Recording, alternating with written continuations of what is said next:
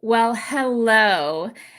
It is a big day for us tonight because we have a huge fucking announcement. But, you're probably going to have to wait halfway through the show for the announcement. No, just kidding. I don't know when we're going to tell you the announcement. But before we even get there, let's roll the intro.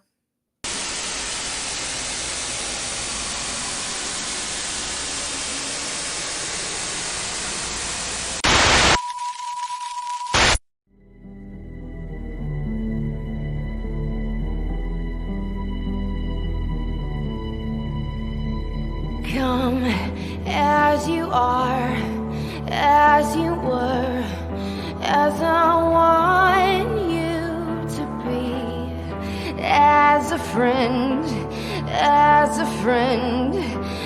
an old enemy. Take your time, hurry up, the choice is yours, don't be late. Take a rest as a friend, as an old memory.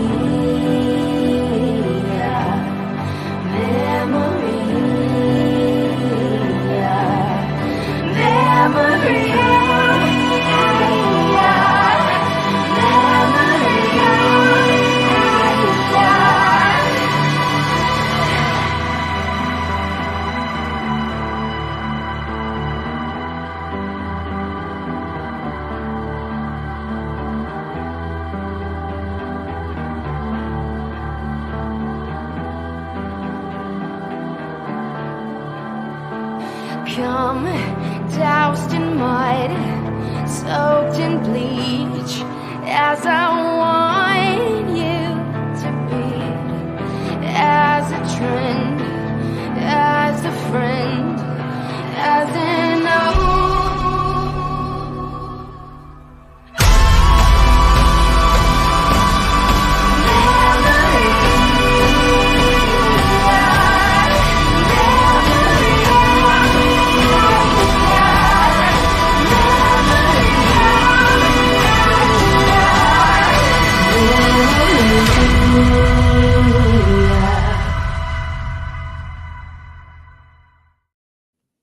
Hello. Oh my God.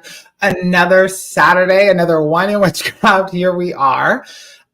Welcome everybody to the show. It is Saturday, March 9th, and here we are with another fun-filled Broomsticks and Bullshit. Okay, so before bullshit, it's all bullshit.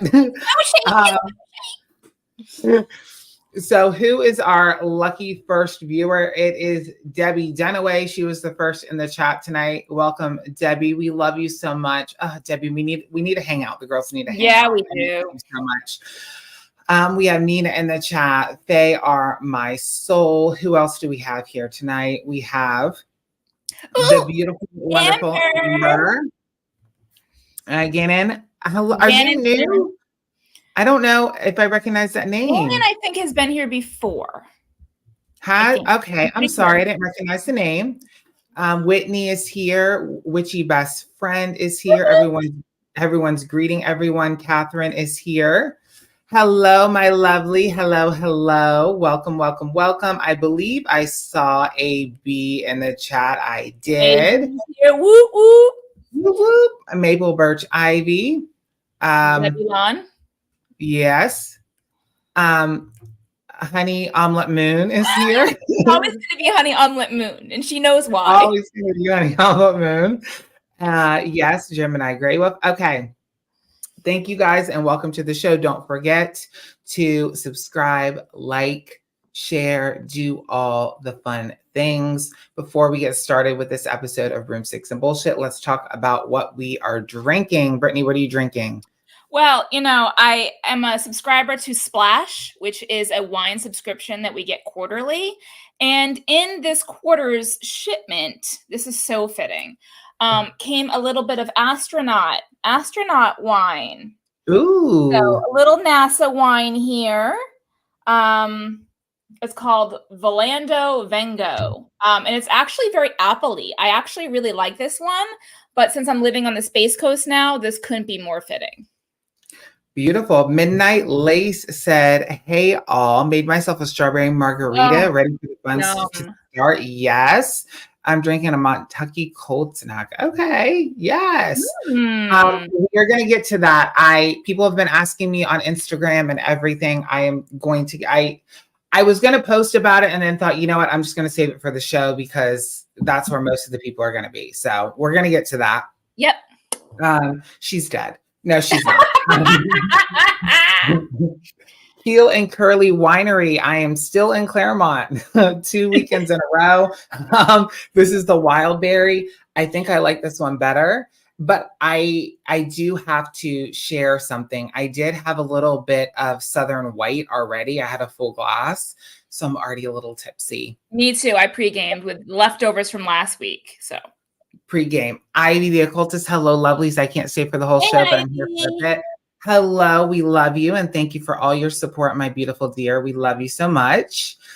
Okay, so what do we want to start with? What do we want to start with tonight? Okay, well, we're not going to give you the announcement like straight off the bat because who does that? Not us. So you're going to have to stick around for the announcement. Okay. I know you're all saying it's bushy. That's bushy, but we get That's what it is. Breadcrumbs. Breadcrumbs, right? So, we've been busy. And like on my channel, I posted a video, I think 2 weeks ago, and I'm like, guys, I know you're asking for the Witchy Room tour. Like, I'm going to do it. And then I had these plans to do it. And then you came out for a visit, knocking on my door. Hello, anybody home? Hello. So, we did the things. We did the whole weekend. So, Justin's pregnant is the announcement. I'm oozing sperm, honey. I haven't done that, but I am making a video tomorrow. I have to. It's calling me. I'm going to be making a video, whether it's the Witchy Room tour video or it's another one. There will be a video up for me. I've just been really, really busy, y'all. Like we're done moving. We've already moved. That's old news. If you watched the last 2 episodes of Wine Witchcraft, I moved from Central Florida to the Space Coast. And we're done unpacking. We're settled. But along with that became job searching. I've been out of the job market for 2 years. I had to take some personal time. But now it's time to get back into the workforce and get back into society, right? So I spent a lot of time job searching and recently got a job. So I've been busy working, y'all. Like before it was Brittany was always available. I'm not available anymore. I'm like busy doing stuff. So that's what's going on with me is, I work Monday through Thursday. The great thing is I have Friday, Saturday, and Sunday off. Like, I honestly didn't think that was like a real thing. There's no way in the workforce you could have Friday, Saturday, and Sunday off.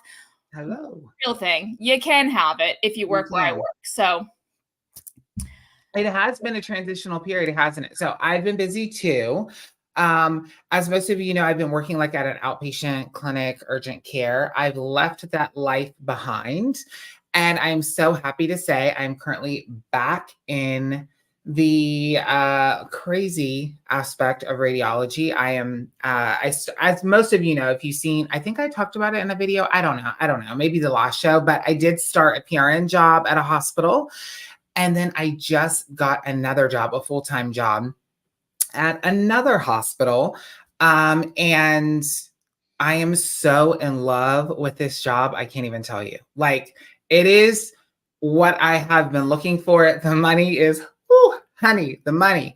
But just the atmosphere and the people that I'm working with is a vibe that I connect to so deeply. It's more fast paced, more blood and guts. I like being screamed at and treated like a piece of shit. I like that job. So that vibe. So that's what I've been doing a lot lately is I was telling Brittany and Owlvine, I feel like I'm just a professional new hire because I got my PRN job, quit my full-time job. I went through 3 weeks of training. During that training, I got hired at a full-time job and then finished 3 weeks of training in the PRN job and then jumped into training and orientation at the full-time job.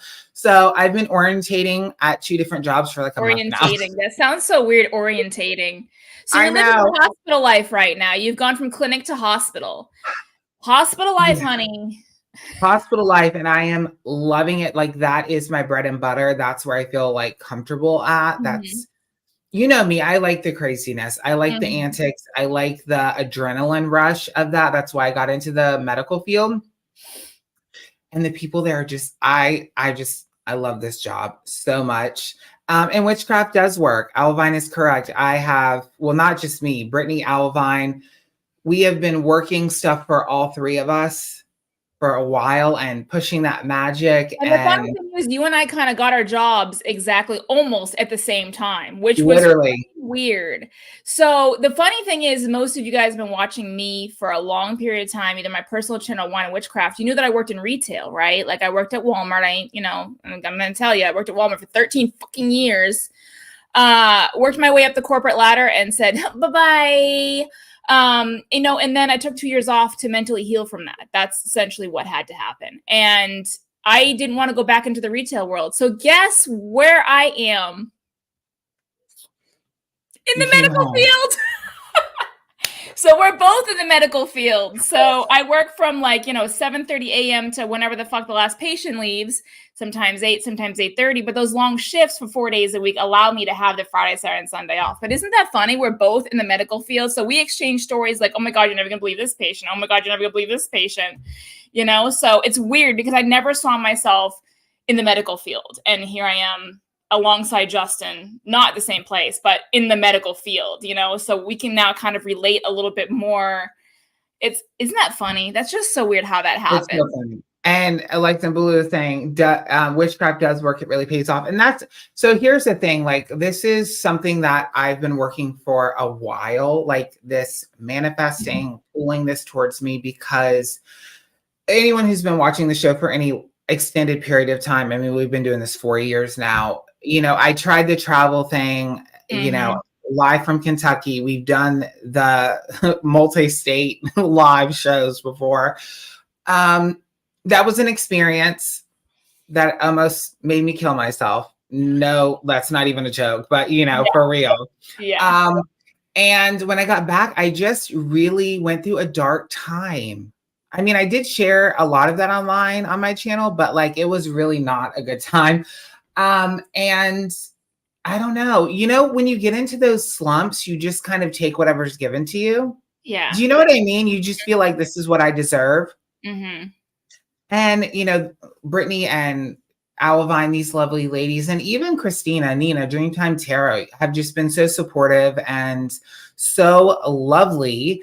And sometimes magic just takes a little bit, to pull those things towards you, and they're happening. And it's a really good feeling to feel like, your professional life is back on track. Do you know what I mean? Yeah. Well, I have a habit of self-sabotaging myself, where when I was looking for a job, I didn't want to be in retail. Even if it wasn't Walmart, I still didn't want to work for Ron John Surf Shop, or I didn't want to do any of the beachy shops. I didn't want to work in retail, but I felt like that's all I knew because I had done it for so long that retail is all I was capable of doing.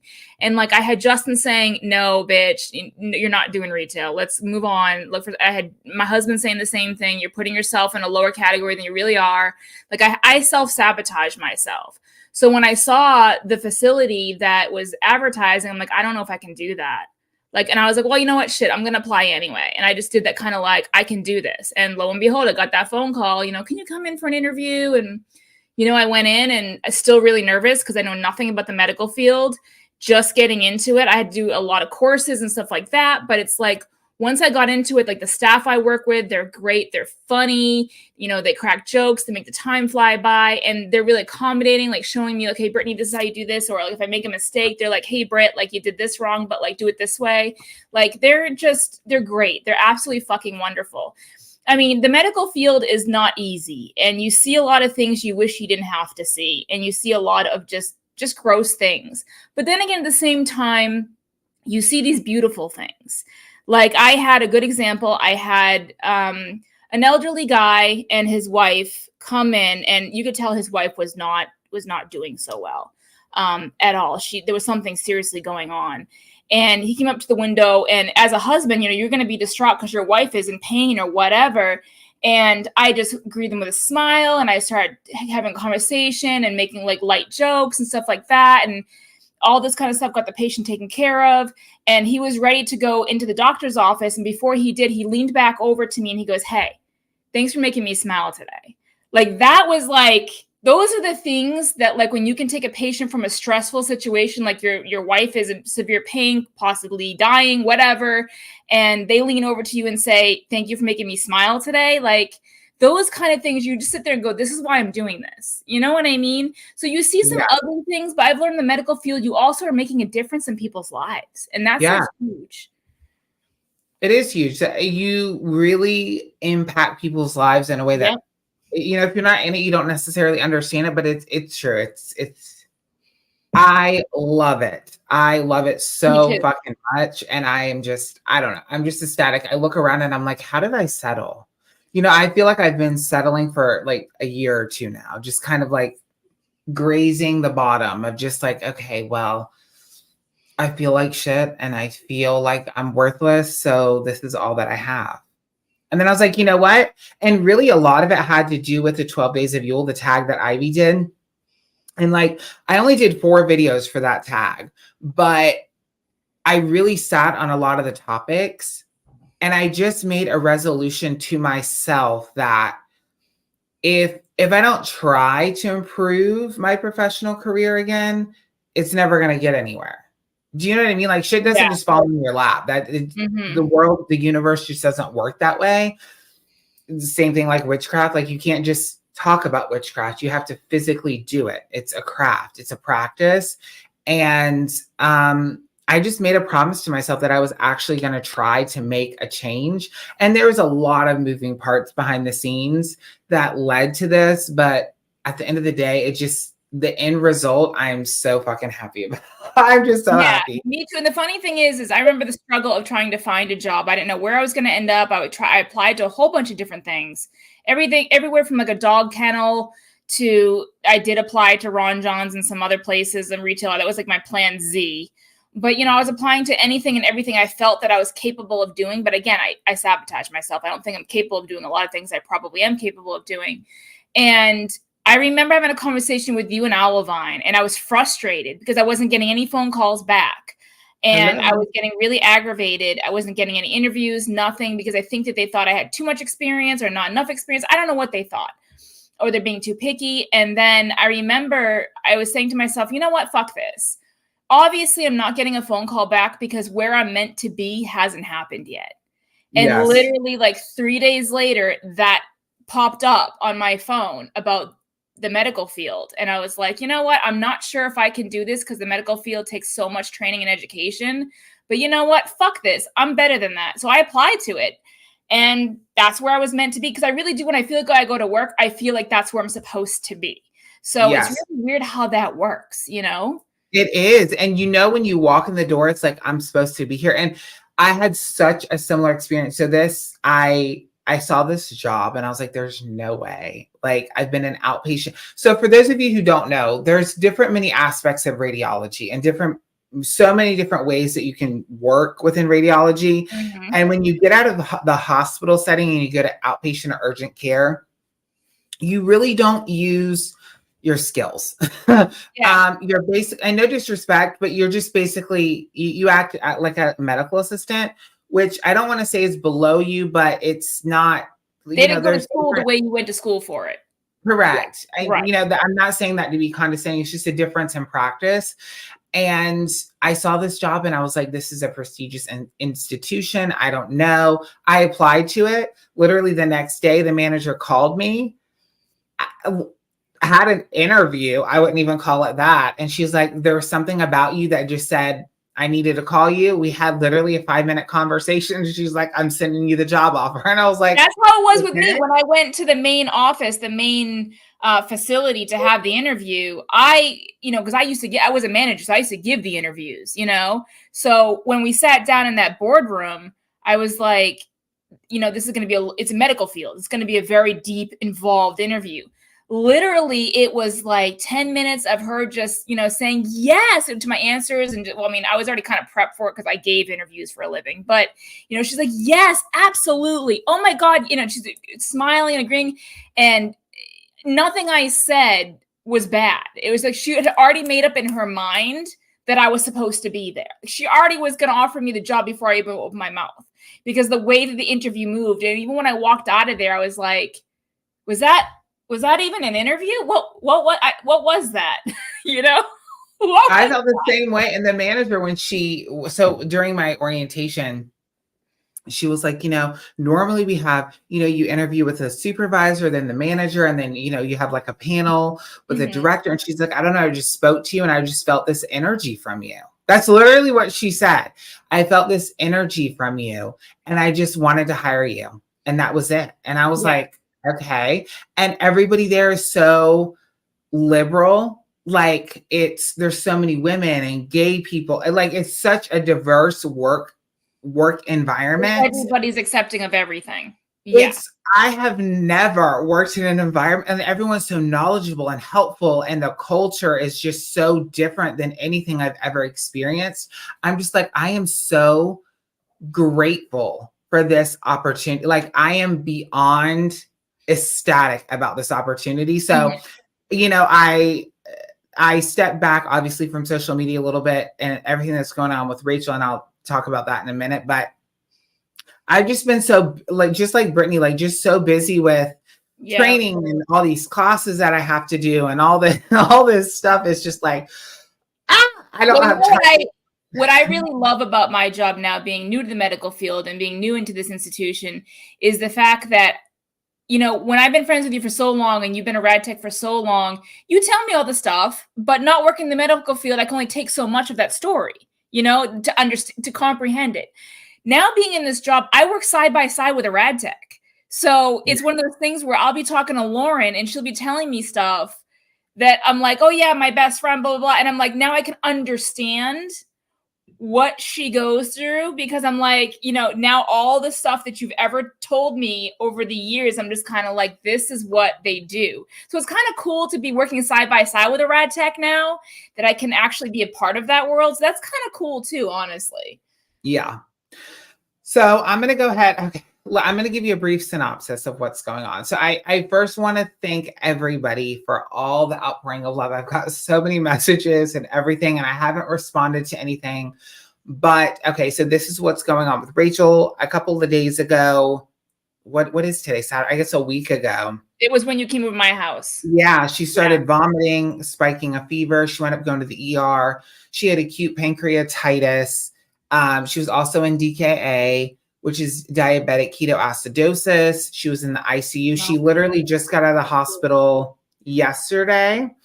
So she is also having some cardiac issues that we have to follow up on. She is on a long-term liquid diet until we can remedy what's going on with her pancreas. Basically, her pancreas is not working, essentially, is what it boils down to. And she does have some thickening in one of the ventricles of her heart. So we are following up with that, but she is stable and was able to come home. But, with all of that, and then the new job and, playing single parent, I was like, I just want to kind of put this out there and thank everybody and just kind of back up. I even deleted the YouTube app off my phone and Instagram. I did, because I was like, I just need, how sometimes you can get distracted by things? Do you know what I mean? Yeah. And I was like, I just need to, I got too much on my plate right now. I got to just exit this, every situation besides what I'm focusing on. But she is home and feeling better. So I just want to thank you guys for all the good energies and the love and the support. If you were throwing negative energy, it didn't work. She's doing better. So thank you so much for all of things.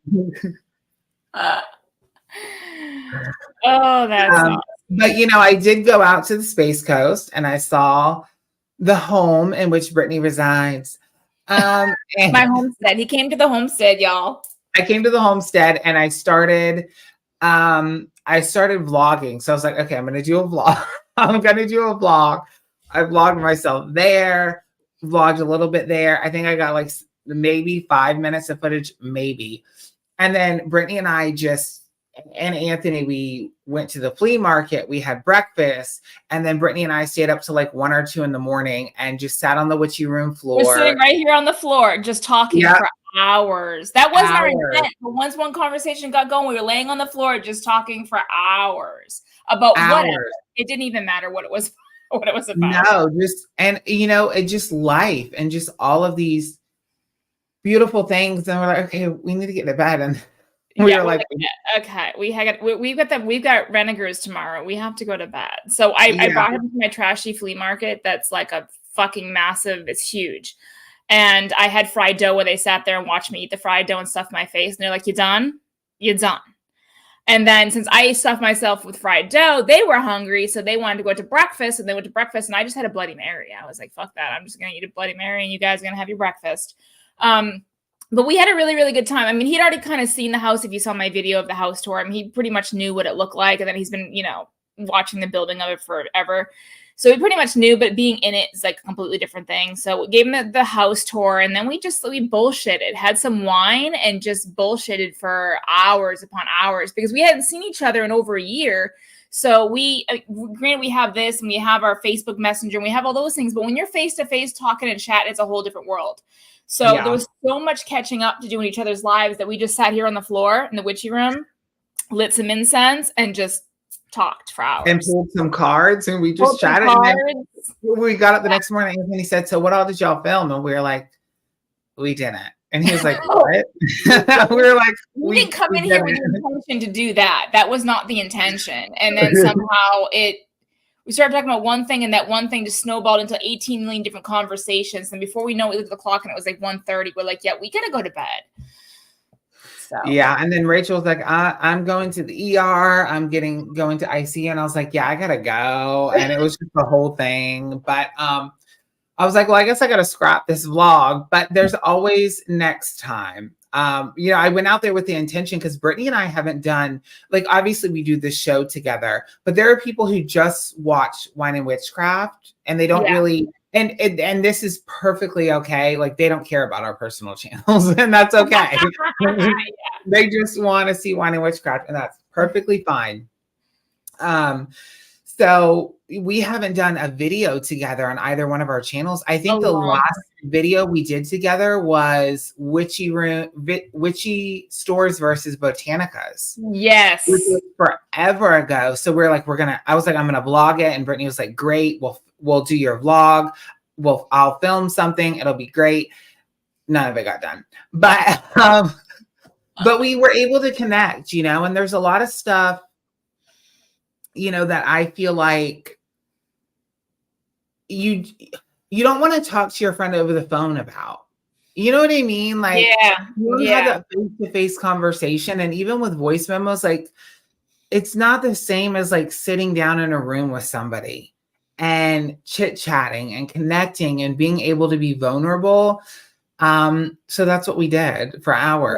Right. So it's been really, really busy for us. I'm just now settling into a routine, where I work certain days of the week, I'm off certain days of the week. I know when I can get stuff done. So now I'm kind of getting into my witchy space. I've been in this witchy room all day, catching up on everybody's YouTube videos that I've missed over the past 5 months. I mean, I've been binge watched all day. I had my sandwich, I had my, my seltzer water, and I just sat here and I just binge watched everybody I could get my hands on all day long. And I did some witchery, did some spells this morning. I pulled some cards for the first time in months. So I'm kind of now getting back into the flow, but I needed to move, get a job, start the job first. Now I'm good to go. Now it's easy, not easy sailing, but you know what I mean? Nina asked us, did you see alligators in the backyard? We did not. They did not make an appearance while Justin was here. I'm going to name these 2 baby alligators because, that's what I do. But they do come up like on the banks of the lake, like every 4 or 5 days, I would say you would see them out there sunning themselves or whatever. But the weirdest thing has happened. So because we're on the water here, we have, like, at nighttime, we have a lot of swarms of bugs on the lanai, like moths, mosquitoes, gnats, no-see-ums, all these bugs. And we're just like, you can't go enjoy the lanai because you're just going to get eaten alive by, like, bugs. So I was like, that's it. Fuck it. I'm buying a fucking bug zapper. Like, you know, those like big, huge purple things, the lights with it goes, zzz, zzz, you know? So I'm like, I'm going to buy one of those motherfuckers. So I get on Amazon, I buy the bug zapper, and we get all giddy about it, right? We're like, dude, you hear, you can just snap, snap, snap, snap. You can hear it going off, right? It's like the coolest thing. Because the bugs are just relentless. It's because we live on the water is the problem. So 2 days of having the bug zapper on, I mean, the thing gets clogged. There's so many bugs. You have to empty it like every couple hours, if not every day. So the next day, like 2 days later, Anthony goes, what the fuck? And he's looking out in the lanai. And I swear, I shit you not, I'm going to take a picture of it and share it on my Instagram at some point if it happens again. We had a swarm of like scarabs, or like, you know, not scarabs, but, you know, like beetles. Just like they were dead all over the fucking lanai. And they weren't in the bug zapper. They would just like came up out of the woods or something and just died on our lanai. And they were trying to like crawl into the house when they die. You know, like, I don't know what the fuck a swarm of like scarab looking beetles, like what the fuck that was all about. But we called the fucking pest control guy and got like a quarterly subscription to him coming and debugging us. Like, we haven't, the funny thing is we haven't seen him since. They came, they swarmed, they died, and they have not come back. So I don't know, living in nature, we're not used to it. So living in nature is just so weird for us. Like even the pollen content out here, like Anthony's like, I'm sick, I got a cold. He's like, actually, no, you know what? I don't have a cold. It's allergies. You know, because we're not used to the trees and the pollen. We didn't have that in downtown Orlando, you know, in the city life. But yeah, the freaking bugs out here are fucking weird. Well, and that's the thing too. Like when I went out there, I even told Brittany, like, I'm kind of in a culture shock here because it's not what I was expecting, because they've lived in the city area for so long. And so when I went out there, I expected, I don't know what I expected, but it's very country in a good way. Like that's totally my vibe. I was just kind of caught off guard, but it is such a beautiful area and so peaceful and so quiet. And I was actually, we had gotten back from, I think we were eating dinner. I had goulash. Oh my God. No, anyway, that was gazpacho. Gazpacho, honey. I was like, they forgot to heat it up in the microwave. Anyways, my food was great, y'all. I was looking through the windows and Brittany was in the bathroom and me and Anthony were in the living room. And I was like, I'm just not used to this. And he was like, what? And I was like, there's no light pollution. Like it's just pitch fucking black, which is what they love because they haven't been in that environment in forever. And it was just kind of a culture shock for me. I'm not going to lie. Brittany knows this. Yeah. But it was so quiet and peaceful and just, it was nice. And the bed in my bedroom, oh my God, I slept so fucking good. Yeah, you know, we lived in the city of Orlando. It's light pollution, it's city, it's exhaust, it's concrete. And moving out to the Space Coast, the thing about Brevard County, if you know anything about Florida, if you know where the Space Coast is, where NASA is, where Cape Canaveral is, that's where I live. And what they do out here is they preserve the nature. They don't knock down forests. They build, you know, where they can, and they leave the forests there. So when you drive out into Brevard County, it's Everglades, it's swamps, it's forests, it's birds chirping, there's no light. You can go outside right now in the back of the night and see all the stars. You know, that's why, you know, living in Cape Canaveral area, you know, rocket launches are like in your face. You know, I'm 17 miles from Cape Canaveral, you know, so when a rocket goes off, it's like nothing that you've ever seen before. It rattles your whole house. Your garage will shake. The ground shakes below you. Sonic booms are loud as hell. You know, it's a really cool thing. It's not just NASA, it's the nature. And we're not used to it either, like at all. We since we moved to Florida, we've been city people. And it's very, very quiet. There's no noise.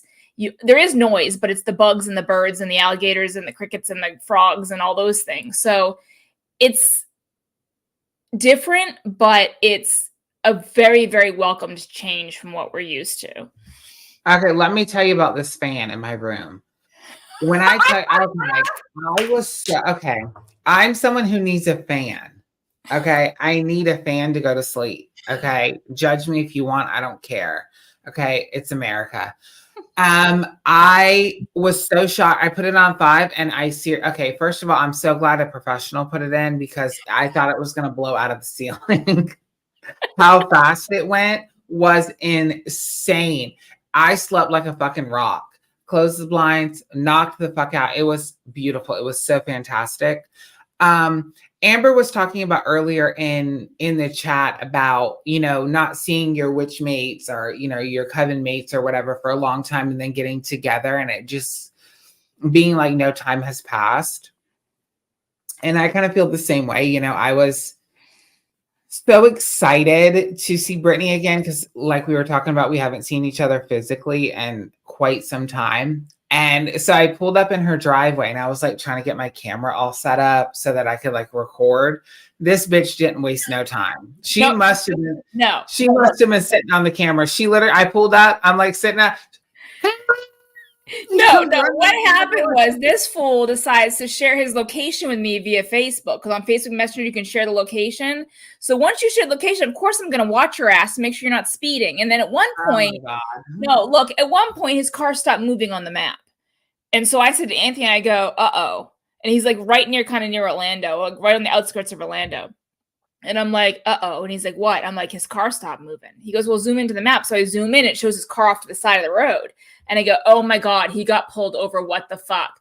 I'm a speed demon, by the way. I speed. Yes. I was like, he got pulled over. His car's not moving. It's off to the side of the road. And it's like a new car. So I'm like, it didn't break down. He got pulled over. Like, I'm so sure of it. And I'm like, I don't want to text him because if he's with the officer, that's kind of like rude. So enough time goes by and I'm like, all right, he's not moving still. I'm going to have to text him. I'm like, did you get pulled over? He goes, what? I go, did you get pulled over? He goes, no. And I'm like, why'd your car stop moving? He goes, because the timeshare of the map ran out here, bitch. And he pressed the thing and reshared the map. And he was like way off in the distance. And I'm like, oh my God, bitch, you had me scared that you got pulled over. And he's like, no, he's like taking selfies as he's driving and shit. I'm like, what the fuck is wrong with you? So I was like, no, I got 20 minutes from your house and decided, you know what? I'm close enough. I'm going to go back home. So, when he showed up, of course, I had the map. So I'm watching, it's like Life 360. You're watching someone drive. And okay, so let me tell you, this bitch is ridiculous. She's like, okay, oh, you're getting on the 417. Good. And I'm like, okay. I'm like, are you just sitting on your phone watching me move? I think she was. I was. So, when you went down the main street, then down the side street of mine, then to the street that connects to my subdivision, I was like, okay, now he's turning into it now. Okay, now he's turning here now. So when you turned down my street, I saw you. So I knew when you were pulling into my driveway. So that's why I was like, I came out. I didn't know you were going to fucking set up a vlog for that shit. And I'm like, okay. And she's like, did you not record you getting here? I said, no, I was trying to set it up, but you fucking ran out the door. I was so happy. So I got out of the car when I'm in this. Yeah, go back inside. No. Bitch, not right now. Okay, give me a minute. Not right now. Okay. It's been a year and a half. 5 more minutes won't kill you. But she's like, right. AB Witchfiddle said, oh my God, I know the last, I think last week a rocket went off and we even heard it in Orlando. I didn't know you were in Orlando, AB. That's cool. Yes, it was the one that had the 4 astronauts on it. And because it had the 4 astronauts on it, it's like a bigger deal, as you know. So manned missions are always so we watched that one, and I have some really good pictures on Instagram of the booster separating from the capsule. And when you see it here out in the Space Coast, it does this cool, galactic swirly thing in the sky. It's so fucking cool. It looks alien-like. And yeah, a lot of people from Orlando did hear the sonic boom because that one had a sonic boom to it. So yeah, it probably was that you guys heard. We'll have to get together sometime with AB. He lives in Orlando. I didn't know he was in Orlando. That was the first I hear about it. Yes, he does. I did know that. We have to get together sometime and do something. Yeah, because you're in the West Coast. He's in the middle now. I used to be in the middle, but not anymore. And since he lives in Orlando, he knows exactly where I am, up by Cape Canaveral. So I'm on the East Coast. You're on the West Coast. He's in the middle. I mean, why not? Yeah, absolutely. That would be a lot of fun. But it was nice. It was so nice to be able to do that. Okay, we're about 40 minutes in. We have 43 people here. Do we want to talk about our announcement? Well, we can do that. Okay. This is the last episode of the show. Yeah. No, this is it. No, this is not it. Okay. Do you want me to say, or how do you want to do this? Okay. So, well, I'll introduce the topic and you can finish the topic. How's that? Okay. Sounds good. Okay.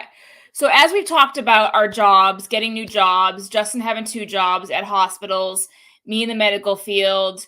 As you know, we've done the show for 4 years. And I think over those 4 years, we've done the show.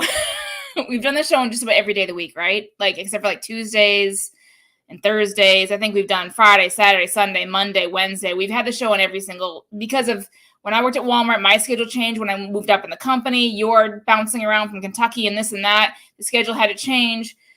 And now another chapter of our life where I have Friday, Saturday, and Sunday off, and Justin won't have Friday, Saturday, and Sunday off. So with that being said, take it from here.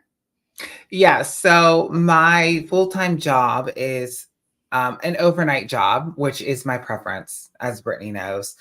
I am working, my full-time job is Friday, Saturday, and Sundays. So obviously that interferes with the show. Right. So unfortunately and fortunately, the show is going to continue. Okay. We're not ending the show at this stage of the game. Mm-mm. But the night that we do the show is going to have to change. So right. We are announcing officially that this is our last night on Saturdays. And we hope that you guys will continue to follow us. You have for 4 years. We hope that your dedication will follow us to Thursday nights at 9 p.m. That is going to be our new night. So our next episode is actually going to be March 21st, which is a Thursday. And that is our big announcement. Yeah, we have to move days, unfortunately, because you're working when I'm off and I'm off when you're working. Yeah. So that's the name of the game. Work is work. We all have to make a living. And, unfortunately, because of him working when I'm off and me being off when he's working, the show has to change dates, unfortunately. So we will be a Thursday night show. Yes. The Ivy said Thursday nights are perfect for me. Saturday nights are always so busy. Well, perfect. Perfect. We were, there's always this thing where if we have, so let's just get down and dirty with it for a second. You guys have always been so supportive of us. Always. And we are forever grateful. Like, look, we're not delusional. This isn't Saturday Night Live. Like, we're not getting thousands and thousands of millions of people. We get that. But anybody who takes the time out of their day, their night to dedicate to watching the shit show that is Wine and Witchcraft Live at all, much less 4 years, we are eternally grateful. Again, the down and dirty part, like the show doesn't generate, like this isn't something we live off of. You know what I'm saying? It's a fun thing for us to do. We don't make money off it. It's just something we do for fun. Right. Like, great. If I'm going to speak for Brittany and I both, if we could both live off this show, that would be fantastic. We would. Absolutely. Absolutely. That's just not, the reality. And that's okay. There's nothing wrong with that. But that's just, like Brittany said, work is work, and we have to do what pays the bills and take the opportunities that come to us. So Thursdays are going to be the new night for the show. Thursdays just got a little more thirstier. That's I'm just going to tell you right here and now, like, with my work, as I talked about before, I'm scheduled till 7:30, but I cannot leave until the last patient leaves. So unfortunately, I may not get home until 8:30. I might come to you live from wearing scrubs. I might not be wearing, right. I might not be wearing cute Temu tops. I got this from Temu. Everybody's commented on it. I actually got this to see Quiet Riot. This is the shirt that I bought off Temu to see Quiet Riot like a year ago. But I love it. It's so comfy. But I might come to you live from scrubs, my hair all disheveled, makeup from 7:30 in the morning is all draining off my face. But you know what? You've seen me my best, you've seen me my worst. So you know what? It is what it is. Because I'm going to be coming off that Thursday's my Friday. So I'm going to be coming off of work and then coming into the show. Justin, on the other hand, will be, coming off his days off. So he's going to be all fresh faced and beautiful, and I'm going to look like ass. But you know what? This is one in witchcraft where, shoving things up our ass is the motto. So we're all good. Correct. Well, and that's the thing too, with my part-time job, my PRN job, there are times that I could be working. But I can, that's the good thing about my PRN job is I can tell them I can't work Thursday evenings. And so they already know that. So I do have that in my favor. But what are you going to do? I can't. I think it's going to be a great switch. And people are already saying Thursday's great. Thursday's fine. Thursday works for me. Thursdays, all those cool things. So I'm glad that everybody's kind of game for that. Zebulon, yes, to answer your question, it is Thursdays, 9 p.m. Eastern. So every other Thursday, the same schedule happens. It's every other week. It'll be every other Thursday at 9 p.m. Eastern Standard Time. So same time, just different day. Same time, same place, same show. Same shenanigans. Same shenanigans, just on Thursdays. People are saying Thursday works better for them, which and what I was going to say is Brittany and I were very nervous about it because Saturdays is something that we were very excited about because, most quote unquote people are off. So Brittany and I had slight reservations about moving to Thursdays, but, Anthony and Rachel are oftentimes the voice of reason. Oh yes, absolutely. When it comes to anything, and their thing was, you have people all over the world that watch the show, like in different time zones. Yeah, all over the country and all over the world that watch that. It's not on Saturdays or it's not at 9 p.m. for them, and they still watch. So people will watch because they care. So. Right. I mean, in all honesty, it's like you have the replay if you can't make it on a Thursday. So, and we get a lot of people who can't make it and watch the replay. So, there's that. But I think, society for a long time since I was born, I'm old as fuck now, but, it's always been that Friday, Saturday, and Sunday, that's the weekend. That's when people are around. That's when people want to, get drunk and do the things and go and party and go to clubs. So in your mind, you're thinking Saturday is the best date, Saturday, because it's Saturday night, But more you think about it, actually Saturday night probably isn't, because people want to go out. People want to go to clubs, want to go to bars. They want to go out to eat with their families. Thursday, it gives you that you're just over the hump. You're just over the hump of the work week. And you have the extra little fun to look forward to, but also you got to remember, this is 2024. Not everybody works Monday through Friday anymore. That's not something that we see, as much as we used to say back in the 80s and 90s, where everybody worked Monday through Friday, had corporate jobs or whatever. They worked Monday through Friday and had weekends off. That's not the norm anymore. So there are a lot of people that are off on Thursdays because that's just their schedule. So we had kind of in our brain that Saturday would be such a great day, but in reality, any day is really a great day for wine and witchcraft. Come on, let's be honest. And Arady said that's Jupiter's day of abundance. Oh, hell yes, honey. Perfect. Hello, everyone. We have some new people saying hello. We have 50 people. We do have new people. They're just jumping in. Gemini is here. Penny's here. Yay. Penny's here. So, guys, don't forget to hit the like button and subscribe and share if you would be so gracious to do so. So that is our big announcement. We wanted to put that out and kind of make sure that all of the viewers who get to the live or who don't normally get to the live, that they're getting this information. I was on my phone just a moment ago because I was sharing the announcement so people would see that. So if you know anybody who watches the show, share with them that. But of course, you're going to be seeing a lot of updates in the coming week or so that you guys, don't get confused. I mean, my husband has a point. Yeah. First of all, babe, you're not 40 years old. You're 42. So who are you trying to fool here? I'm older than you by a couple months. Betch.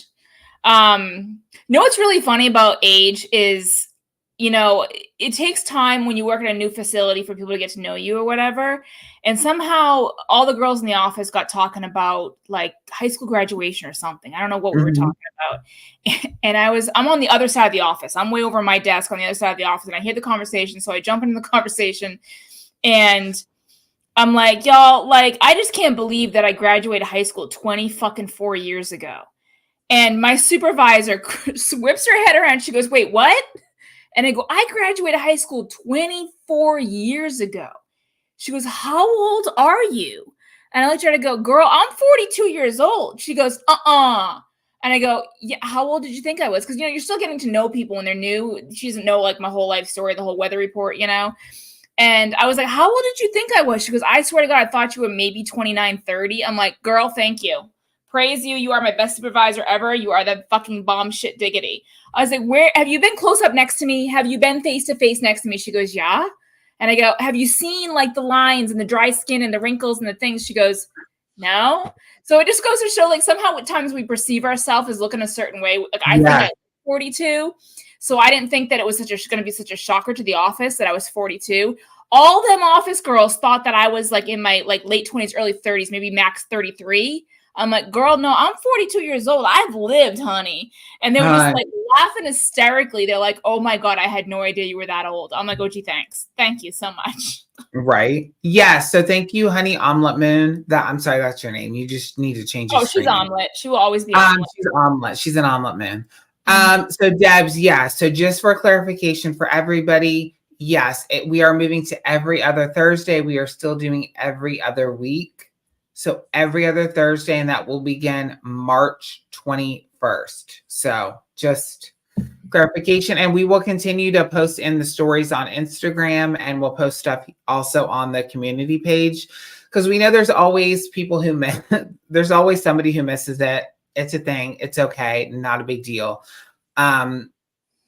Because when we moved to Saturdays, people were like, wait, what's going on? What's happening? Yeah, but, coming in now. They missed the announcement, like, 15 minutes ago. We are moving the show, people, from Saturdays to Thursdays because conflicting work schedules. Right. Yeah. Just like Jennifer said, the witchcraft is keeping you young. Exactly. And it must be, because I see 42, and I guess everybody else around me doesn't see 42. It was a shock to me, but it was more of a shock to them. They were like flabbergasted. I'm like, is it really that big of a deal? You know what it is I still feel like both of us are in our 20s. Oh yeah. It's not until I go to like apply for a job or I'm filling out something online and you have to scroll. I feel like when I was new in the workforce, you didn't even have to scroll. Like your birth date was on the first page. Yeah. And now it's like dirt. And I'm like, yeah. I'm 81. You're like 87, right? Yes. Yeah. So we're only 7 years apart, or 6 years apart. But it's one of those things that, like, I noticed that too. They got the little drop down menu for 1981. I have to scroll like 3 times to find 1981. It never used to be like that. Ivy, LOL. It took me like a year to realize you moved from Saturdays to Sundays. Hi, I'm the problem. Okay, let me tell you about this. So Ivy, for those of you who don't know, not trying to name drop because I'm not, but I'm going to name drop. So Ivy and I do chit chat on the semi-regular when our schedules coincide because she's a busy lady. But she wrote me and she was like, what is going on? When do y'all go live? And I said, we've been going live on Saturday for like 8 months. And she's like, fuck, I was wondering why I kept missing it. I kept having to watch the replay. And I'm like, girl, she cracks me up. She's so funny. I love her to death.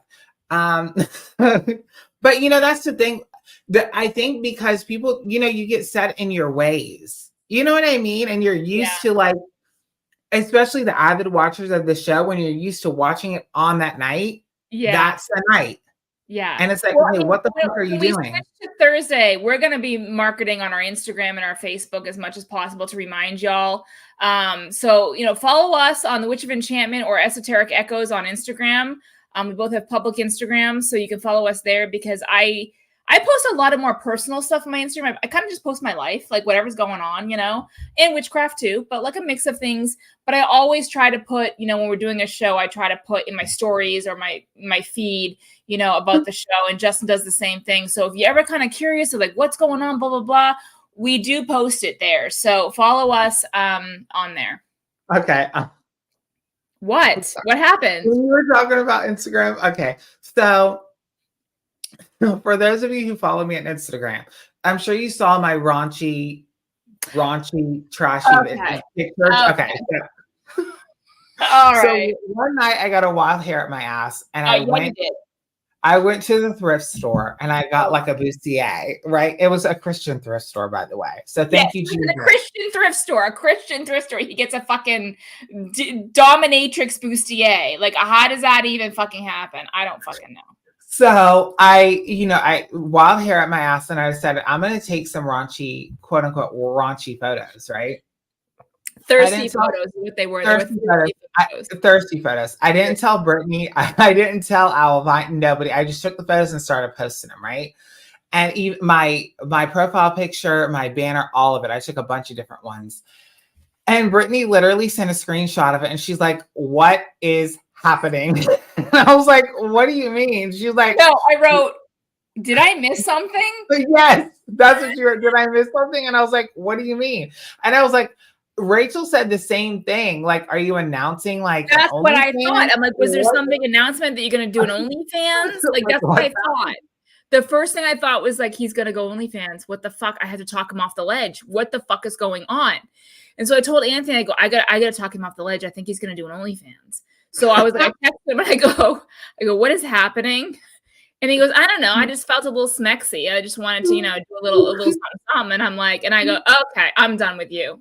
Delete. And then after she said that, I was like, man, I wish I had something to announce, because people were loving, yes, Amber, love the bondage latex look. Literally, I think the photos came out so fucking good, if I do say so myself.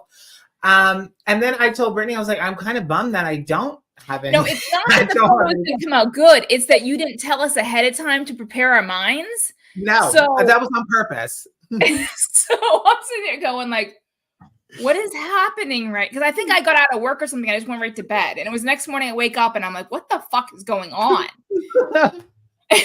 And so, you know, it was like, yeah, it was Trinity vibes meets Hellraiser meets 50 Shades, abso-fucking-lutely. And not saying it wasn't good. It was just, you know, if I'm going to make kind of a sultry photo, I'm going to warn my peeps. You know, I'm going to warn, hey, there's going to be some shit coming out. You can act like you don't know me, but you do. You know what I mean? So. I literally was, and I think Ivy either messaged me that or commented on the photo about Nancy looking like Nancy. I was like, that's what I felt like. I was just like, you know what? So Rachel woke up and she's like, what is going on? Because I didn't even tell her. So she saw it and she's like, what is happening? When did you do this? And I said, last night when everybody was asleep, just against the back wall. I put it in Canva, did some effects, and there you go. And she's like, so what are you announcing? And I was like, nothing. I'm not announcing anything. I'm announcing that I'm a whore. Right. Nothing. Karen, I just thought typical Justin. Yeah, I mean, it really was fair. It's honestly, I've been friends with him for so many years. It's been like you what? Like 20 years now. I don't get shocked by anything he does anymore because I've been friends with him for like, I think it's been like 20 years, Justin, honestly. I think it has been. We always say 15, but it's been way more than 15. And I've been through so many phases of Justin that I'm just like, okay. All right. Block, delete. Okay. Yeah. And Rachel, yeah, I'm announcing I'm a whore. My Libra rising resonates with that. Exactly. I mean, it was good. It's just, it took the community and everybody by surprise that we were just waiting for some kind of like announcing my OnlyFans, come join me. Like, honestly, that's what I thought was going to happen. 20 more pounds, I wouldn't be opposed to it. But, you know, once you do OnlyFans and stuff like that, like you can't come back from that. So, and Rachel's like, well, whatever. You already showed your ass on Instagram. And I said, When? When did you show your ass on Instagram? Remember, there was some old like altar photos where I'm like just wearing a shirt and like the side butt cheek is showing. It's a side butt cheek. It's like a side boob. A side boob and a boob. Little side boob moment. I was like, you know what? I want to feel sexy. Why can't I feel sexy? I can't. No one said you couldn't, but you need to be sexy for somebody. You're sexy for the wall. I'm sexy for the wall. And, you know, I was really like, I'm not sexy, you know, like I'm not traditionally sexy. So I was like, I need to lean into like the grunge, bondage, trash, whore, sexy. That's my vibe. I'm a dirty piece of shit. Piss on me. That's the vibe that I have. So that's where I was. You trying to channel R. Kelly vibes? Pee on me. Right. I was very, oh God, not R. Kelly. Good God. Oh God, I don't get shocked by anything that Justin does anymore either. Nobody does. Nobody does. Might as well just jump off a cliff now because nobody cares. Literally, everyone's just like, you know what? Okay, got it. Got it. We're done. Yeah, that's kind of. I think I wrote in the chat. I was like, okay. That's basically what I wrote. We changed the subject. I was like, I don't know what this, and I still have a couple more that I haven't done, and I even did my banner. And Brittany's like, let me go look at this. And she's like, okay, got it. Like, I put like plastic over me and everything. I don't do photos like that, but the most risque one that I did that I thought was a little risque, I showed it to Anthony before I posted it. It was like a video still for one of my videos. And I thought it was kind of slutty. So I ran it by him first. I'm like, hey, like, is it okay if I use this picture as like my thumbnail for my video? And he goes, yeah, what's wrong with it? But in my mind, I'm like, this is so slutty. But he's just like, it's fine. You're not showing anything. I'm like, I know, but it's kind of like not like me. And he's like, it's fine. I don't do stuff like that. Okay, Penny. Love the look. Here's the thing. She's got a good point. Like, I brought this up in your occult tea tag video that I watched today when I watched the whole thing an hour and a half later.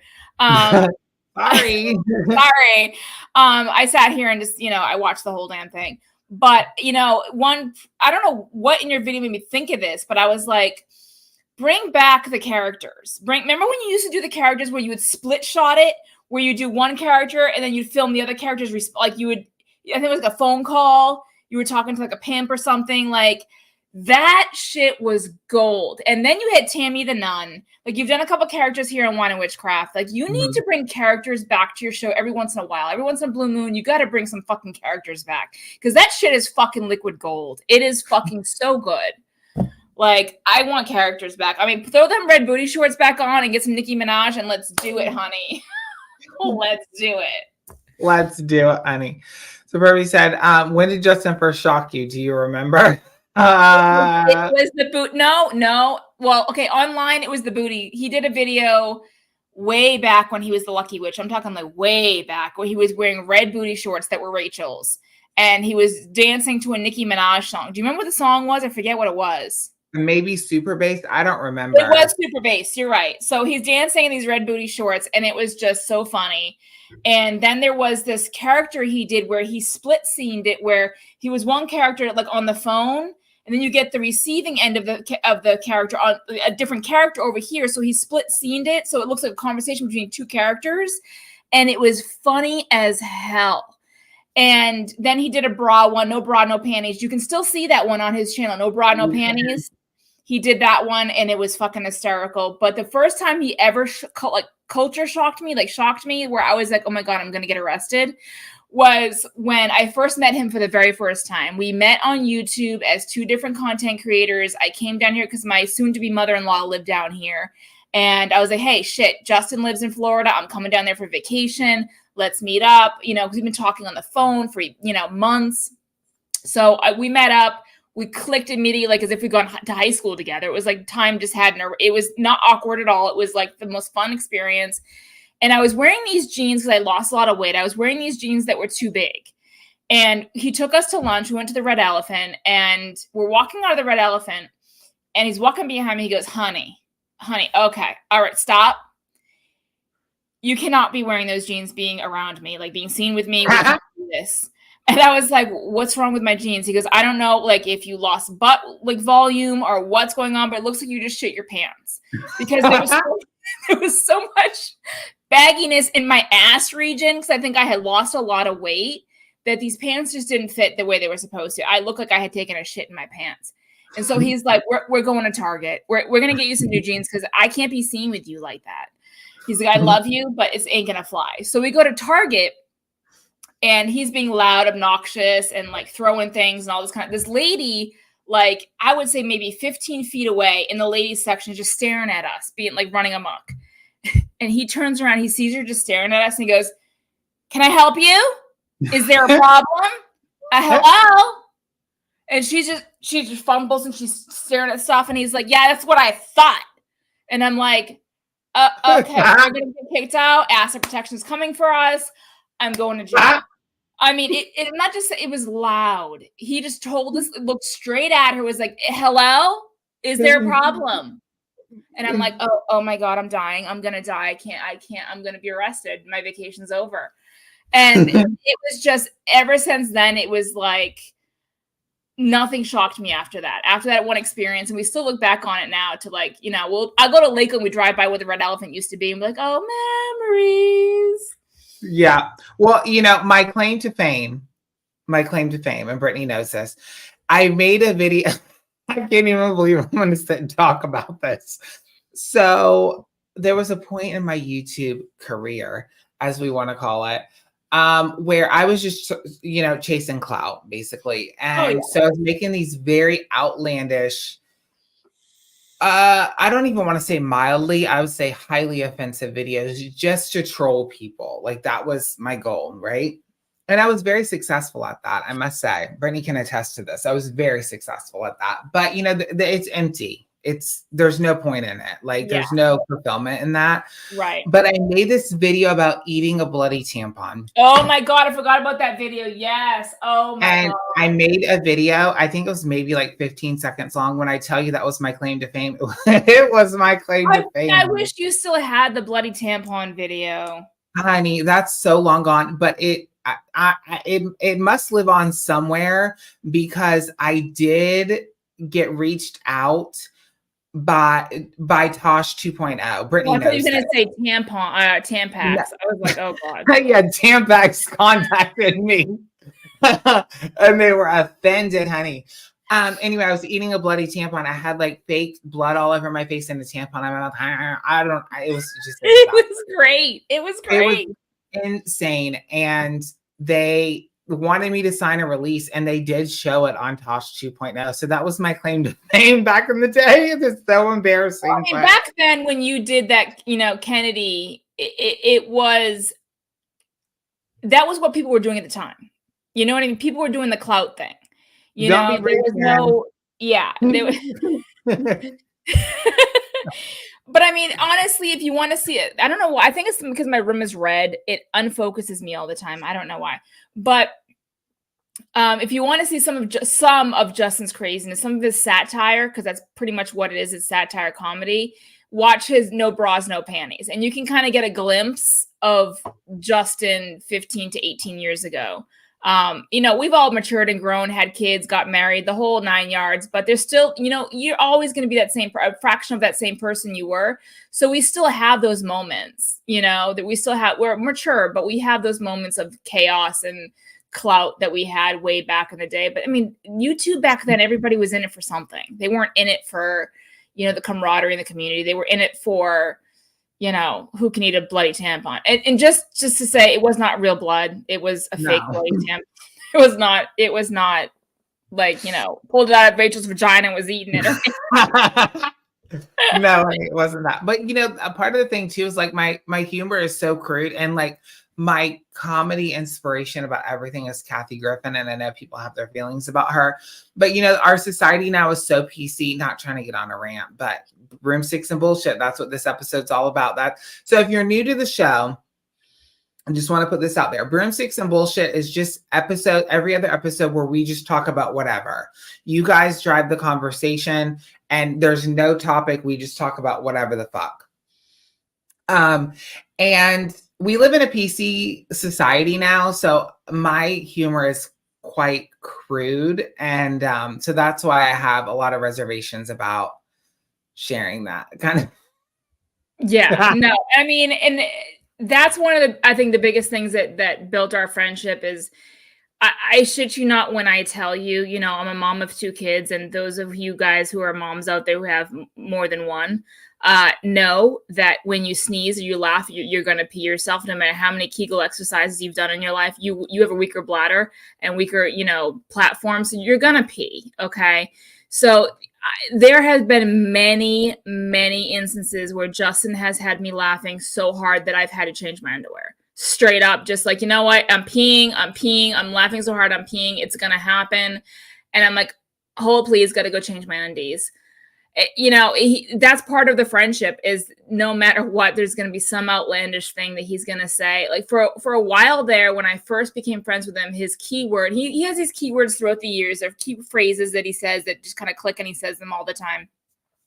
But back then it was Herney, Hernee.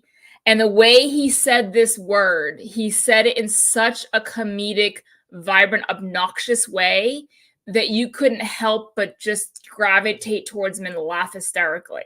And that's what our friendship was built on, because then he taught me to just laugh at life. That's basically what it became, is like when shit sucked, he would come up with some outlandish joke that made me laugh at the situation. So that's pretty much where our foundation was comedy, you know, and that's why we try to add that into the show as well. Sometimes it's witchcraft, but then we throw some, you know, comedy, you know, spouts up in there just to keep people laughing and on their toes. You never know what we're going to say, or fucking what Justin's going to say, you know? So that's all part of it. I think that's what people resonate with the show, is in this, and don't get me wrong, like there is a space for like political correctness and you know, feelings and all of that. Like I'm not discounting all of that, but at the same time, like there is a hole in the market. Okay, I'm gonna talk business for just a quick little second. There is a hole in the market within our community,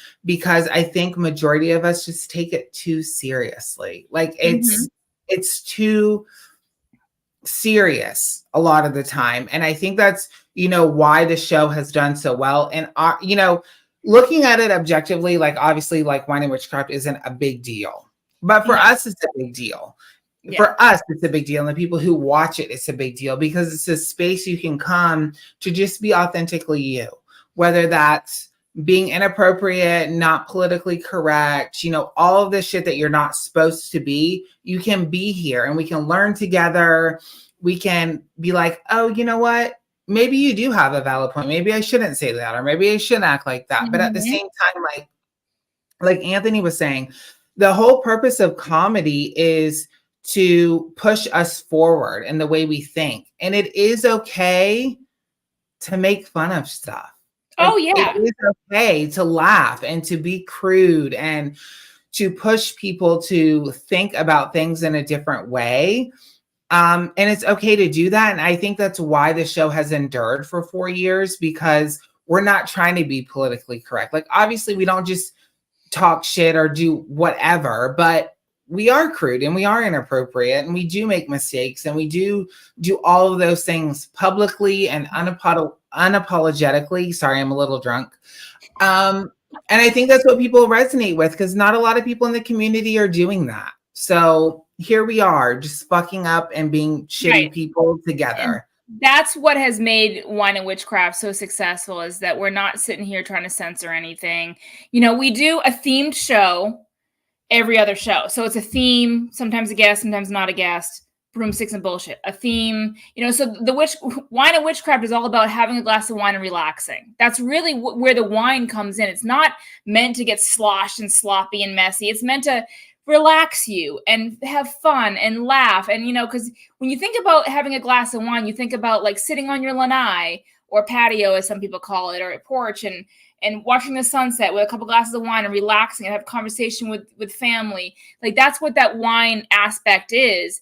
You know, and getting a little, you know, loose and tipsy, and then just really just being yourself, you know. And that's when we picked the theme song of Come As You Are. That was kind of monumental for us, because we finally found a song that really, by Nirvana, even though it's sung by someone else, when they wrote that song, that's really what that song is about. Like, come as you are. Don't try to be any fakery. Don't try to be somebody you're not. Like, the show is all about our audience drive the show 90% of the time. And they come to the show as they are, you know, no matter what they are, who they are, where they come from, what class, what race, what level of witchcraft, if you want to call it that. It's all everybody's individual and everybody's welcome here to laugh, have a glass of wine, have some drinks, and just relax and have fun and be yourself. That's the whole point of this. There are no rules. You know, even when there are theme shows, you'll see we'll talk about the theme for 5 minutes, and then for 15 minutes, we're talking about, you know, ridiculous weird shit. Like, literally, I think I've talked about poo a few times for like 15 minutes straight, or farts or whatever, you know, and then we get back on topic somehow. But so you're learning something, but you also have those comedic rabbit holes to go down as well. But we also pride ourselves in letting our audience come up on the stage and be part of the show by highlighting your comments, by talking to you. You guys really drive it, really, honestly. Without you, what the fuck are we doing? Right. Exactly. And, you know, Ivy, I think that's so true. And any content creator can attest to this. Like, when more people have eyes on you, when you have more eyes on you, it's harder to be unfiltered because there's an expectation, right? You know what I'm saying? Like, there's an expectation of who you are and what you stand for. You know, and that's completely who you are. And I don't know, that's what I love about this show. And, you know, people love it or they hate it, and that's okay. And I think Anthony has said it perfectly in the past. We are the Howard Stern of the community. We say it, we do it, and it's not pretty half of the time. Right. But the fact that people show up and engage really does continually cement the fact that people need this. Yeah. They do. They need to just be able to feel like they can say the fucked up shit. And look, I'll be the first one to tell you we say fucked up shit. And Brittany and I both look back and say, hey, ooh. Yeah, there have been times where we've said stuff that wasn't appropriate, that was out of line, and we've apologized for it. But sometimes you get going and you forget what you're saying and where you are in the space. But we own it. We absolutely own it. We're not going to sit and be like, oh, I didn't say that, or that never happened. Like, if we do something that is beyond our boundaries of what we think is appropriate, and the next day we're like, okay, that was a little inappropriate, we do come out and apologize for it. We are always own our own shit, because we're not here. This is a no harm zone. We're not here to harm anybody, to, you know, do anything to anybody or anything like that. But we are here to make you laugh, honestly. And if sometimes that comedy kind of crosses a line that it shouldn't, we own it. It happens. We're human, you know, all those things. But this show would not be going for 4 years, going on 5 here soon in July, you know, if it wasn't what people needed or wanted or enjoyed. So, I mean, there's that. And I mean, and we're not doing the show with, you know, 6 people. There was 52 people here at one time. Mm-hmm. Like, you know, so it's just, I don't know. I think that there is a time and a place for everything, but at the end of the day, like, we're just people. And sometimes it's just good to be bitches. And it's good to be, you know what I'm saying though? And it's good to be funny. And like a couple shows ago, you know, we didn't get into a tiff, but we had disagreements in the comments.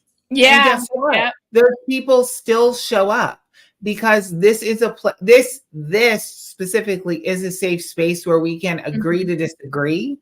We can agree that, oh, I don't think you should have said that. I see your point, but I don't agree with you, so I'm going to keep saying it. And people can be like, you know what? That's fair.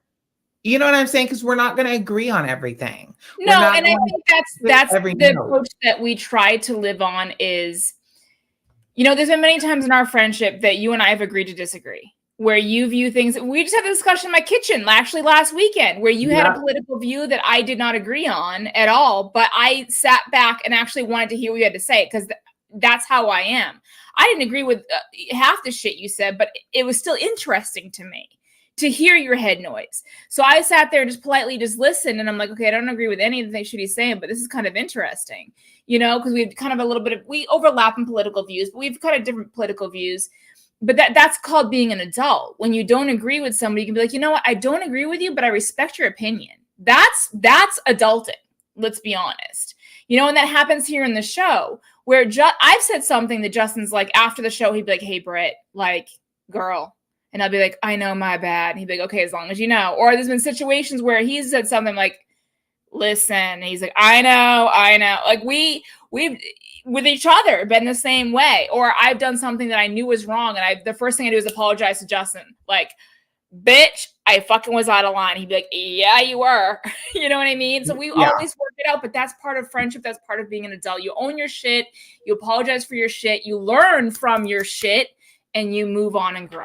That's what it is. Well, and that's the thing too, is it's also one of those things where it's like, I was having this conversation actually with somebody at my new job. And the truth is, in every relationship, whether it's a professional one, a romantic one, a platonic relationship, you have to be able to like, here's the thing. Brittany and I don't agree on everything. There's shit she says and continues to say that I don't agree with.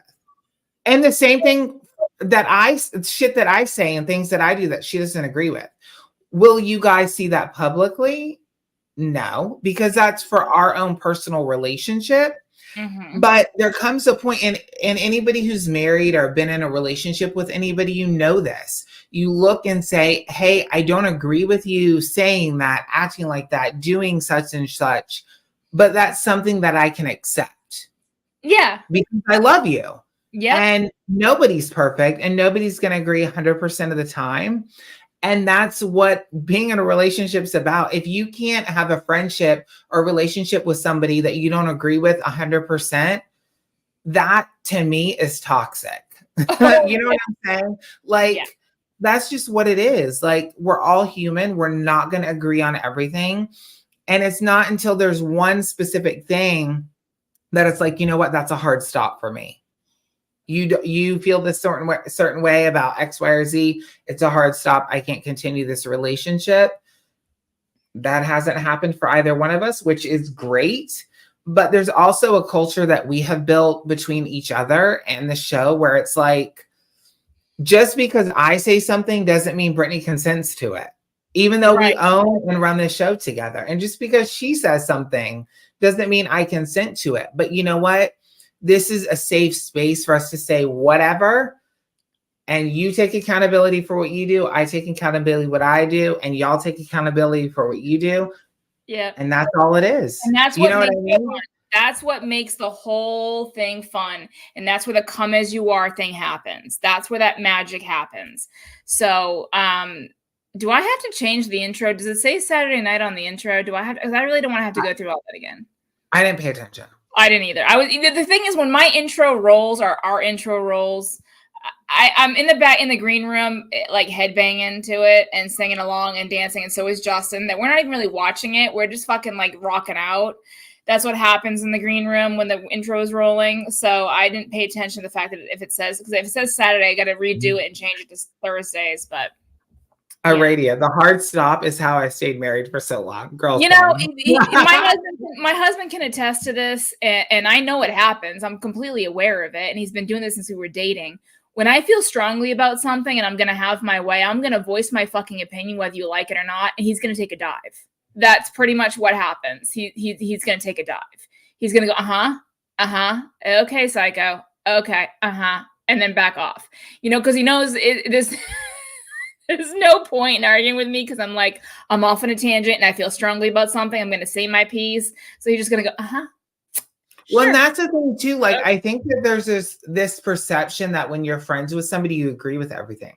And here's the thing, just putting this out there, no tea, no shade, no anything. But like, me and Anthony don't agree on very much politically, but I love Anthony. And I think he loves me too. Oh, yeah. We don't agree on a lot of stuff, but what does that have to do with love? Do you know what I'm saying? Like, what does that have to do with it? It doesn't. Like, I feel like as a society, we've gotten to this place where it's like, we're so identity driven, where it's like, if you don't meet all these things, we can't associate. The thing is, if you don't So communicate with people who don't agree with you, how can you learn and grow? And that's always been my thing. You know, there are things Anthony has said, other people have said online that I don't agree with, but have made me question the way I feel about certain things.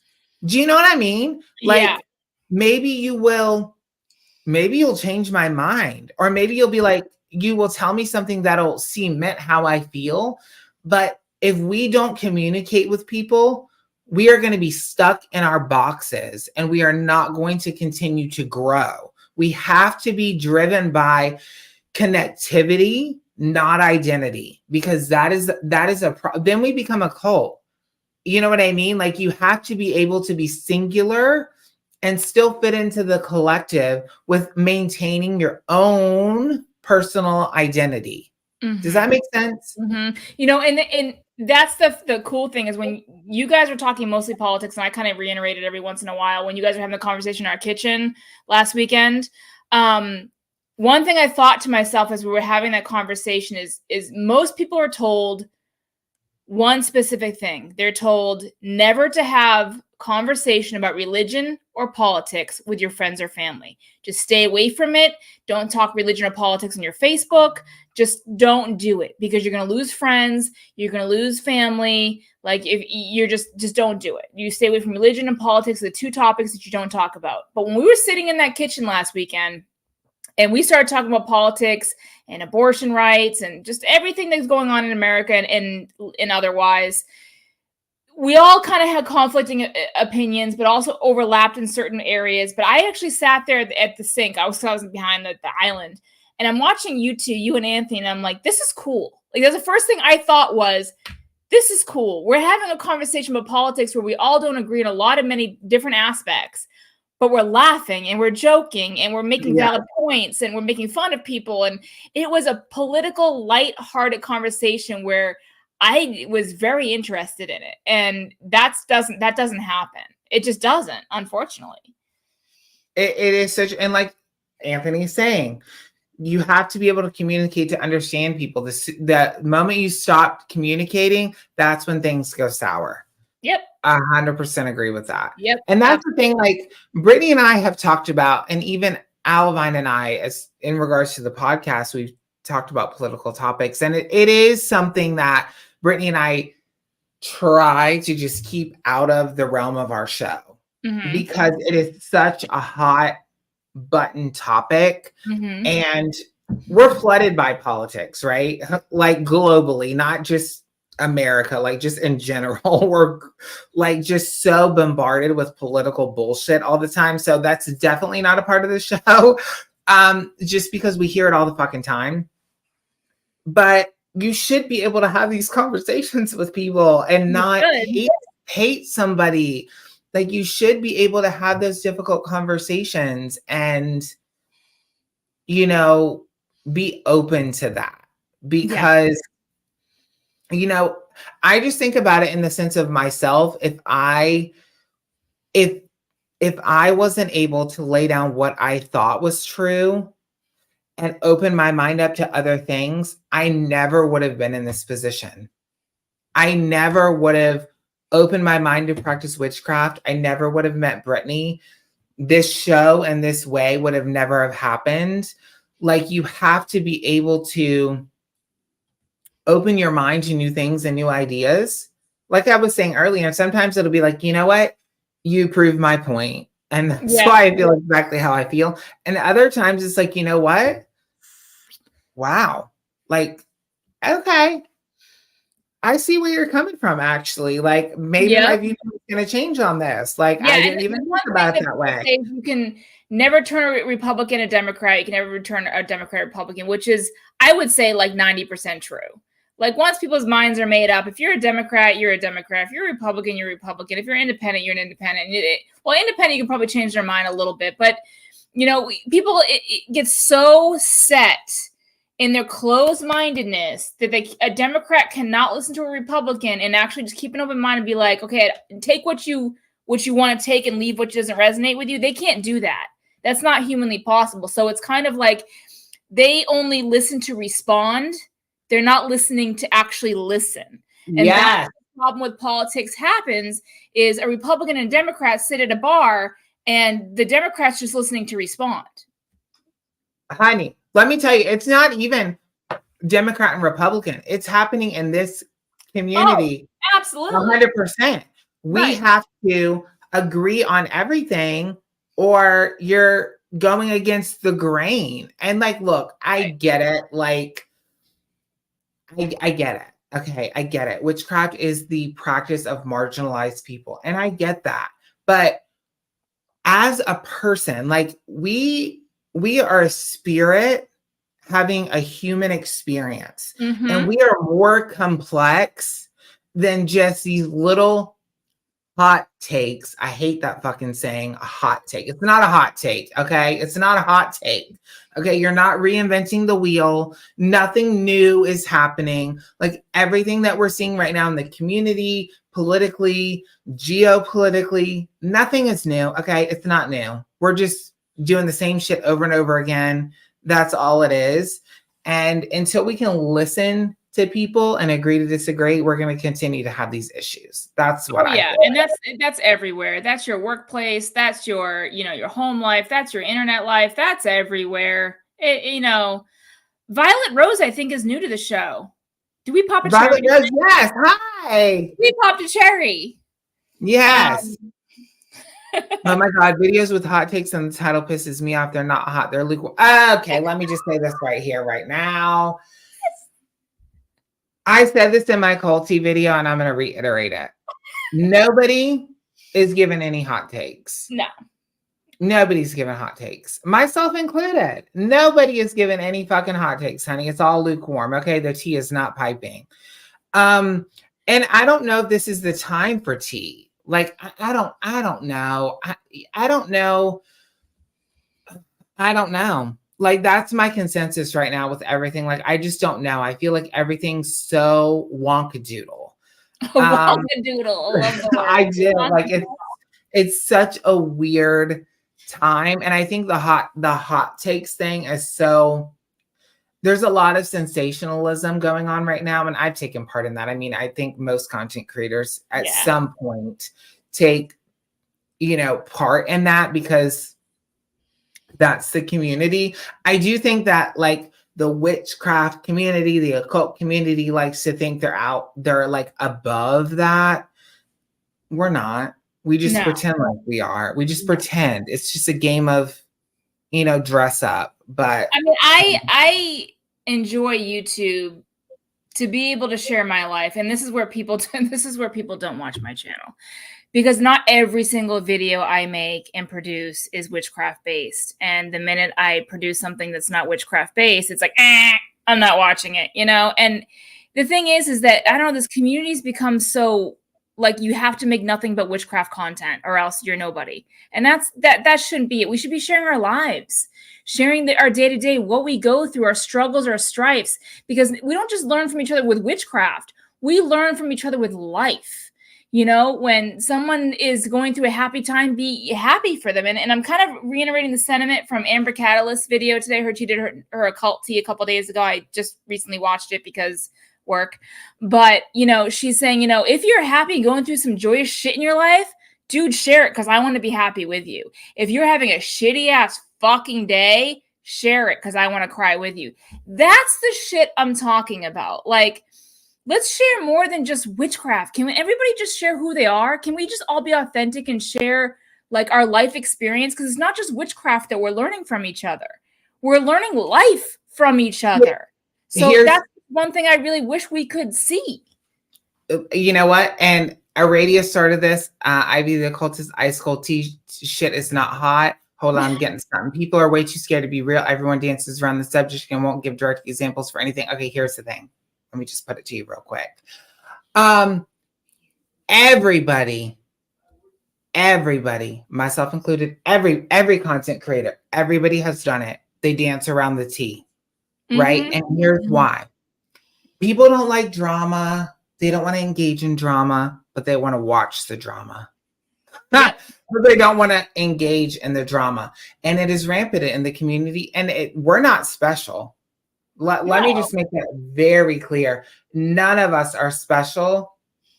And just like I said in my occulty video, honey, until people want to put their viewership and their dollar on the line, nobody's going to spill the tea, myself included, because that's not what the community is about. We're love and light. We're supposed to love each other. And we're supposed to support each other. And, you know, there is a place for that.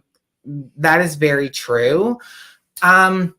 But no one's going to give direct examples. No one's going to do anything, because I think as a community, like, we want to show outwardly that we're better than the Christians. We're better than X, Y, and Z. Like, we're elevated, you know, all those words that don't mean anything. Like, we just use adjectives freely like they mean something, but they don't mean anything. I mean, I haven't done the occulty video of occulty tag. I don't think I'm going to do the occulty tag. I'll be completely honest with you. I have other things on my agenda to do for my channel, but my wish more so is that people would share more of who they are. And people want to throw around the word authentic.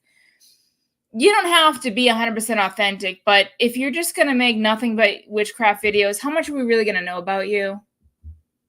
You know, and that's why I pride my channel in showing a little bit about my life, not just, there's obviously, like, it's 90% witchcraft, but, you know, I want to share who I am as a person. I want to share my life, and I want other people to do the same, because I want to learn from them. I want to be happy with them. I want to be sad with them. I want to, you know, that's how you connect with people. Shit, really? Like, you know, I don't know. I just get sick of, like, the same old shit, replaying the same old play button over and over and over again. I want to see people for who they are, who they really are. I want to get to know, like, how many kids do you have? Like, what are their names? You know, like, how long you been married? Where did you meet your spouse? Like, I want to know the things. Like, what state do you live in? You know, but no one wants to share any of that. They want to come up with fake names. They don't want to tell anything about their life, and they just want to show you a candle spell. How can I connect with that? I can't.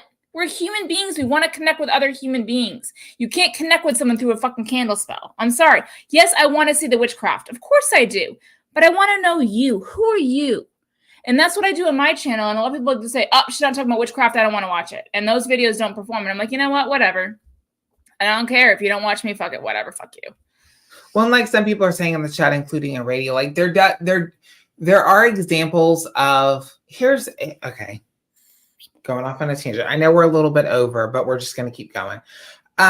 You know, here's the thing. A lot of stuff happens in the community behind the scenes, not just with me, with Brittany, everybody, because you know what? We're people.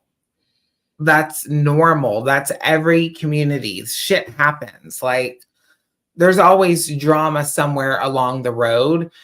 That's, again, not reinventing the wheel. Like, we're human beings. When you get a bunch of people together in a community, shit happens. I think the biggest takeaway is just to protect your energy, protect your space. Protect your energy is huge. Yes. And just try to have an understanding of what you can tolerate and what you can't. And that's what you have to live by, because this whole internet thing, for the most part, is a fallacy. It's not real. Do you know what I mean? I know what you mean, but I somewhat agree with that, and I somewhat don't. See, here's an example of agreeing to disagree. I don't think it's 100% a fallacy. Maybe because I approach it a little bit differently, where I am very open and honest and authentic, and I don't, you know, I don't know. I don't want to. What is the point of making content if you're not sharing who you really are? I don't. You already know the answer to that. You already know the answer to that. There is no point. That's what I'm saying. Like, yeah. And that's the thing, is so many people are showing one same thing over and over again, and they're just scratching the surface of getting to know each other. So when it comes to a conflict of an opinion, it's very easy to attack somebody. Why? Because they don't know that person. You know, I've gotten called out for using the wrong terminology for the wrong thing, but if they know my heart and know who I am as a person, know that I meant no harm. But again, they did not take the time to get to know me as a person. So you begin to wonder, like, why are these people not actually taking the time to get to know people? And that's why I pride myself in making my channel about me as a witch. But shit, my life doesn't revolve around witchcraft 24/7. You know, I have a real family with a real life, with a real job. You know, I have all the same things you do. You know, I live and breathe the same way you do. I make my money the same way you do. So why would I cut that part of my life out necessarily? You know, if I want you to subscribe to what I'm creating for you, I want you to know who I am.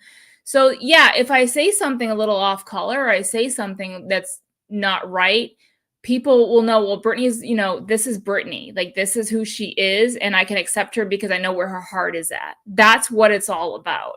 But people attack people because they think they know people. They don't know people because they don't want to take the time, because how you were saying with TikTok, it's instant gratification. People want the instant gratification. Well, that's not what YouTube is. YouTube is not instant gratification via content. It's, you have to take the time to do the work to watch the shit and get to know the people. And that's where the work is involved. But no one wants to do that work anymore to get to know people. They just want, give me the content. Give me the content. Quick. And that's why I don't have TikTok. TikTok's shit. It's bullshit. And I don't have it, and I don't want it. And I hope they do ban it. Honestly, I fucking hate TikTok. I think it's stupid. That's my tangent for tonight. Fuck TikTok. Fuck you right up the ass. Fuck it all. No, I would agree with that. I would agree with that. 100%. I would agree. I would agree with that. Yeah, you know, and there's also this thing where it's easy to just, I think everybody is just so charged with emotion right now, and have been for quite some time, that people just want to fight. Oh, yeah. You know what I mean? We live in a volatile society right now, of course. Yeah. You know, that's just the way it is. They want to pick fights with people, you know, and I'm not just speaking about online. I'm talking about in life. You know, like even in my workplace, you know, there's attitudes that go flying in my workplace that I'm sitting there on my computer and I'm like, well, what the fuck is going on? You know, I'm sitting there like doing my own job, and they're fucking having a little discussion back here. And I'm like, why are we getting agitated? Why are we having attitudes? You know, you got people with God complexes. You got all this stuff going on where, you know, people put themselves on these pedestals of all different ranges and sizes, you know, when they treat anybody who's not on that same pedestal less than them. And it's disgusting. It really is. Society is sick. It absolutely is. And so that's why I think you should take what resonates with you and leave what doesn't. But you should also be able to agree to disagree and be like, you know what? I don't agree with you. I'm not really a big fan of what the energy you're putting out is, but, you know, I still respect you as a human being. That's where it should lie. Agreed. 100%. And that is our rant for tonight. And that is the show. And that is the show. Oh my gosh. What a show. That was a good show. An hour and 42 minutes. So don't forget the announcement. Thursday nights, we are moving to Thursdays. March 21st is going to be our first episode on Thursday. So share it, spread the word. We are going to continue. We're doing the show on. Yeah, so our next show is going to be March 21st. We're going to do a show all on money, magic, prosperity, and luck. That's going to be our next show. We may have a guest, we may not. We'll see what happens. But regardless, that is what we're going to do. We're going to come to you. We're going to show you different sorts of spell work, because Brittany and I both approach magic differently. So we are going to actually show you some workings. Okay, we're going to get down in the nitty gritty. We're going to put candles and sashes, and we're going to do all the things. Okay, it's going to be a very hands-on show. And I think it's going to be a lot of fun. I love. Bring your leprechaun energy. If you're Irish, it's the place to be. If you're from, you know, Boston, you know, the Irish corner, you know. Yes. Come on down. Yeah. So bring your things. Be prepared to do the workings with us. We've done this a couple times before, and I think our Yule episodes, we've done them more so, but we really want to get some hands-on. Me and Brittany love the craft episodes where we can actually kind of, you know, do the workings live, because it's more interactive and it's fun that way. So that's the plan for the next episode. We hope you guys will join us. That'll be, again, March 21st, Thursday. We're going to do the Luck, Prosperity, and Money show. So we hope to see you there. Until then, thank you guys and have a good night. Bye, guys. Bye.